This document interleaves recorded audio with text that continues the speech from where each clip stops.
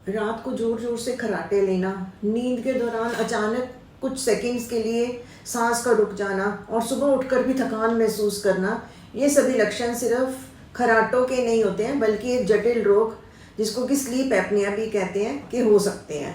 आयुर्वेद इसे कफ और वात दुष्टि के रूप में समझता है। आयुर्वेद के अनुसार जो स्लीप एपनिया है उसका मेन कारण जो है कफ और वात की दुष्टि ही है। तो इसका समाधान भी जो है वो आपकी अपनी जीवन शैली और दोषों को संतुलित करने के रूप में ही मानता है। कफ के अतिरिक्त जमा हो जाने से, जब कफ जमा हो जाता है ज़्यादा, तो हमारा गला, जीभ और सांस की नालियाँ होती हैं वो ब्लॉक हो जाती हैं। और जब वात दुष्ट हो जाता है या वात का असंतुलन हो जाता है तो सांस हमारा रुक रुक कर चलने लगता है। स्लीप एपनिया जो है वो एक ऐसा ही रोग है जो आपकी नींद ही नहीं बल्कि आपके दिल, दिमाग और सारी हेल्थ को भी प्रभावित कर सकता है। जो लोग इसे नज़रअंदाज कर देते हैं उन्हें हाई बीपी, हार्ट की कोई दिक्कत, डायबिटीज़ या डिप्रेशन तक भी हो सकता है। आयुर्वेद इसे जो है वो निद्रा विकार और श्वास रोग के जोड़कर मिलाता है, के जोड़कर देखता है। और इसका इलाज सिर्फ जो मशीन से नहीं बल्कि प्राकृतिक उपायों से भी संभव है, ऐसा कहता है। आयुर्वेद कहता है कि जब नींद जो होती है वो सिर्फ शरीर को आराम की अवस्था ही नहीं होती है बल्कि स्वस्थ जीवन के 3 स्तंभ जो हैं उनमें से एक है। लेकिन जब नींद जो होती है हमारी टूट टूट कर आती है, हमारा जो सांस है वो रुक रुक कर चलता है और तो हमें दिन भर जो होती है थकान महसूस होती रहती है, हमारी थकान जो दिन भर बनी रहती है, तो ऐसा समझना चाहिए कि ये सिर्फ इंसोम्निया ही नहीं है बल्कि स्लीप एपनिया है। वीडियो को अंत तक जरूर देखें क्योंकि अंत में हम आपसे बात करेंगे या हम आपको बताएंगे कि हमें किस पोजीशन में, किस करवट लेकर हमें सोना चाहिए, तो हम जो ये इस स्लीप एपनिया की दिक्कत से कुछ हद तक बच सकते हैं। नमस्कार, मैं डॉक्टर सपना हुडा, एक आयुर्वेदिक ग्रेजुएट जिसको कि आयुर्वेदा रिलेटेड फील्ड में 35 ईयर्स से भी ज़्यादा का एक्सपीरियंस है। और हमारी कंपनी इप्सा लैब्स के इरेजर और एरोडेंट के नाम से स्किन केयर और ओरल केयर रेंज के प्रोडक्ट्स भी आते हैं।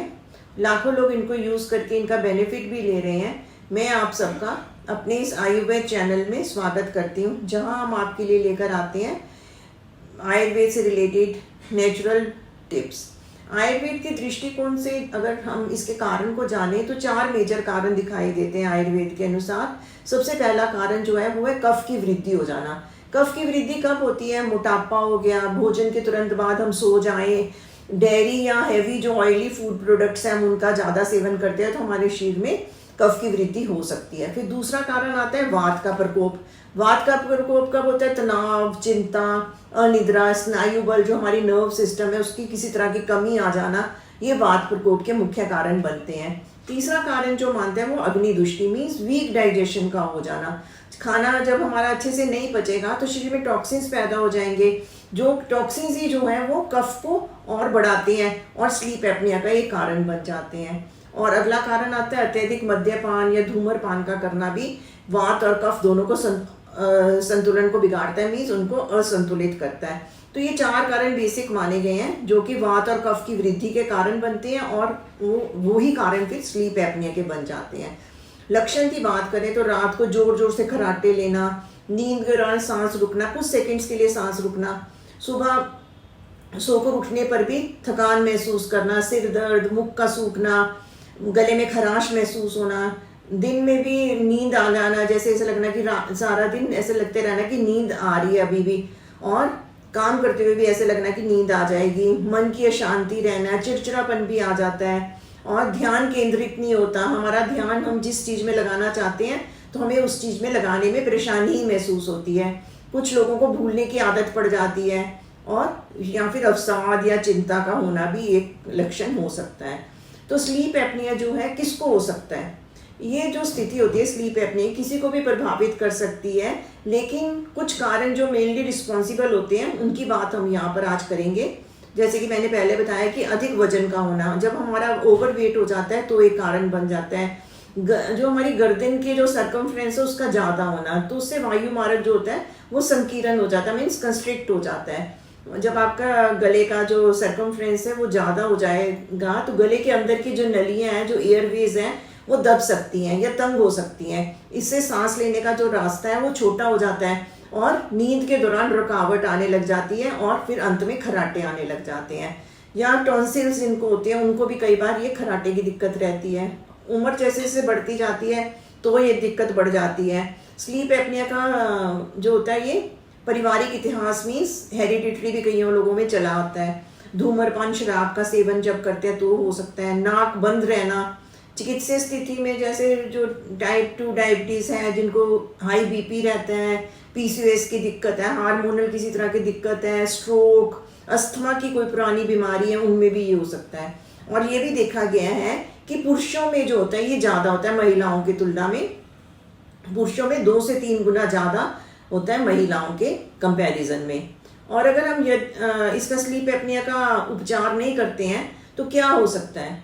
यदि हम स्लीप एपनिया का उपचार नहीं करते हैं तो ये गंभीर चिकित्सीय स्थितियों को पैदा कर सकता है, जैसे कि दिन में थकान के कारण आप काम पर सो जाएंगे और चिड़चिड़े रह सकते हैं, जिससे कि आपके कार्यस्थल अगर आप कुछ ड्राइव कर रहे हैं या आप कुछ और काम करते हैं, फैक्ट्री वगैरह का काम करते हैं, तो दुर्घटनाएं होने की संभावना बढ़ सकती है। उच्च रक्तचाप मीन्स आपका ब्लड प्रेशर हाई रहने लग जाएगा, जिससे कि आपको in future heart related problems भी आ सकती हैं। टाइप 2 डायबिटीज़ होने का चांसेस रहते हैं, क्योंकि स्लीप एपनिया जो होता है में रात को जब हम बार बार सांस रुकती है तो बॉडी को ऑक्सीजन की कमी हो जाती है। इससे जो होता है स्ट्रेस हार्मोन जो होते हैं रिलीज होने लग जाते हैं। ये स्ट्रेस हार्मोन जो होते हैं वो इंसुलिन को काम करने नहीं देते हैं और इंसुलिन रेजिस्टेंस डेवलप हो जाती है और धीरे धीरे ऐसे लोगों में टाइप 2 डायबिटीज़ होने का रिस्क बहुत ज़्यादा बढ़ जाता है। और मेटाबॉलिक सिंड्रोम से हार्ट रिलेटेड प्रॉब्लम्स हो सकती हैं। आयुर्वेद में उपचार जो बताया गया है या इसका जो समाधान बताया गया है अब उसकी बात करते हैं। उसमें अलग अलग तरह से बताया गया। सबसे पहले हम बात करेंगे आहार रिलेटेड जो हमें चीज़ें रिकमेंडेशंस है उसके लिए बात करते हैं कि हमें रात को हल्का खाना खाना चाहिए, जल्दी टाइम पे खाना खा लेना चाहिए और जो पचने लायक भोजन हो उसको ही खाना चाहिए। दूध हो गया, पनीर, दही, फ्राइड ऑयली जो चीज़ें होती हैं उनको रात को खाने से अवॉइड करना चाहिए। हम तुलसी, अदरक, काली मिर्च, लौंग जैसे कफ शामक मसाले का उपयोग कर सकते हैं। इनका प्रयोग जब हम करेंगे तो हम दाल सब्जी में भी कर सकते हैं, चाय वगैरह में भी डालकर हम सेवन कर सकते हैं। रात को हमें तुरंत खाना खाने के बाद सोना नहीं है, कम से कम 2-3 घंटे का गैप होगा तो अच्छा रहेगा। हनी जो होता है, मधु जो होता है जिसको शहद कहते हैं, उसको गर्म पानी के साथ अगर हम लेंगे तो कफ को कम करने में मदद करेगा। ये तो आहार रिलेटेड बातें होगी। अब हम कहते हैं विहार, लाइफस्टाइल में हम क्या चेंज करें। जब से जरूरी है वेट को मैनेज करना। मोटापा जो होता है सबसे ज़्यादा कारण बन जाता है स्लीप एपनिया का। योग और प्राणायाम कर सकते हैं हम। अनुलोम विलोम, भ्रामरी, कपाल भांति जो होती है हमारे लंग्स और श्वास की नलियों को मजबूत बनाते हैं। डीप ब्रीदिंग प्रैक्टिसेस करिए, सूर्य नमस्कार भी कर सकते हैं, वो भी इसमें फ़ायदेमंद हो सकता है। अनुलोम विलोम जो होता है वो एयर फ्लो बैलेंस को स्ट्रॉन्ग बनाता है, ठीक करता है, कफ को शांत करता है। भ्रामरी जो प्राणायाम होता है वो गले में वाइब्रेशन लाकर सूजन को कम करता है और मन और श्वास दोनों को शांत करता है।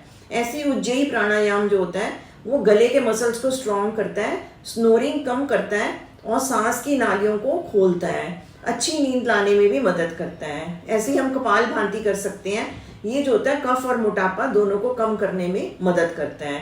उच्च आसन भी हम कर सकते हैं जो कि इसमें उपयोगी हो सकते हैं, हमारे वेट को भी मैनेज करेंगे और हमारी श्वास की नलियों के लिए भी अच्छे रहेंगे। भुजंगासन, धनुरासन, मत्स्य आसन जो होते हैं चेस्ट और गले को एक्सपैंड करते हैं। ऐसे मंडूक आसन जो होता है वो पेट की चर्बी को कम करता है और डाइजेशन को इम्प्रूव करता है। रात को हमें डिनर के बाद जो वज्रासन में 5-10 मिनट बैठेंगे तो अच्छा रहेगा। इससे हमारी डाइजेशन जो होगी वो सही हो जाएगी और कफ जो होता है उसका जमना भी कम हो जाएगा, मेटाबॉलिज्म स्ट्रॉन्ग हो जाएगा और इन टर्न हमारा वेट जो होगा वो मैनेज होना शुरू हो जाएगा।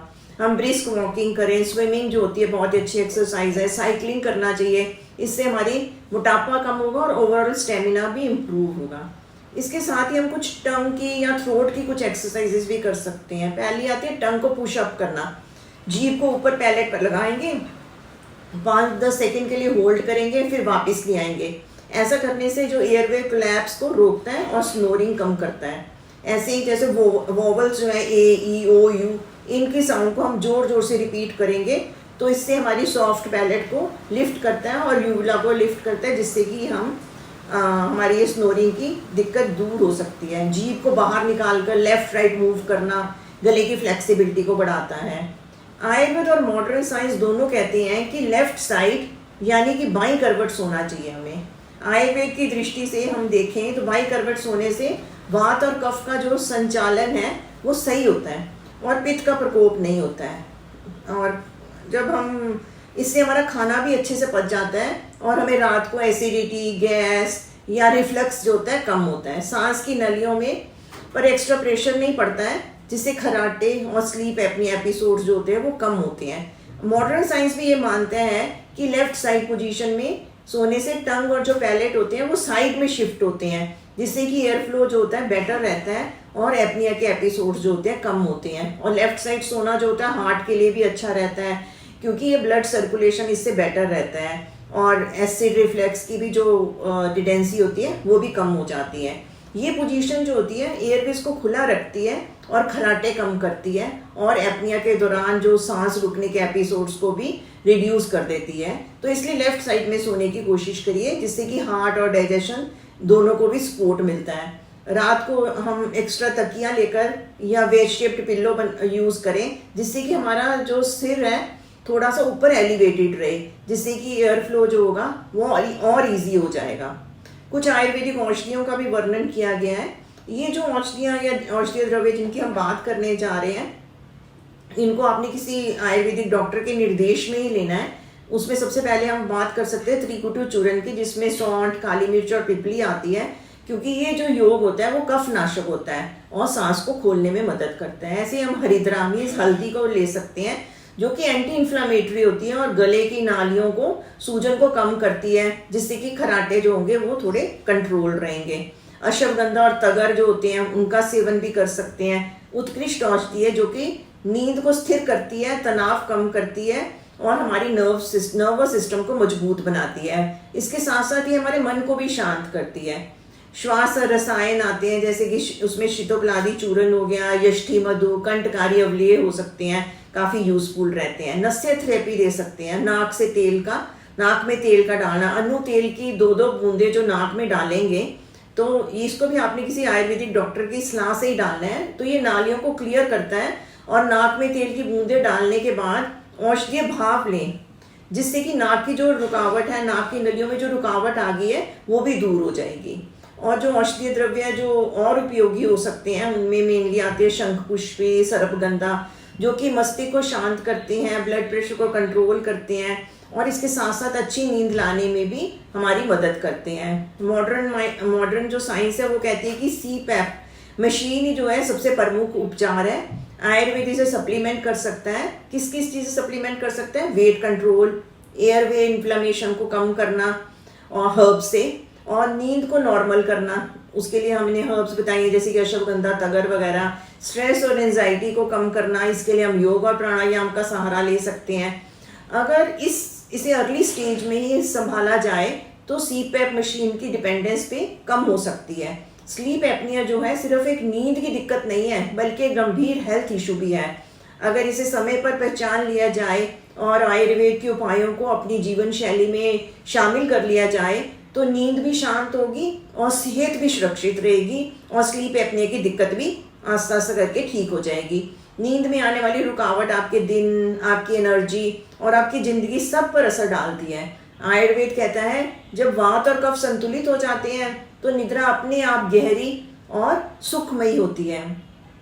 याद रखिए, सही भोजन, योग, प्राणायाम और आयुर्वेदिक चिकित्सा ही इस रोग का समाधान है। नींद में आने वाली जो भी रुकावट है वो आपके दिन, आपकी एनर्जी और आपकी ज़िंदगी सब पर असर डालती है। इसलिए जो इसे नज़रअंदाज नहीं करना चाहिए, इसको नज़रअंदाज मत करिए। समय पर पहचान कर आयुर्वेदिक समाधान से आप अपनी लाइफ को भी बदल सकते हैं।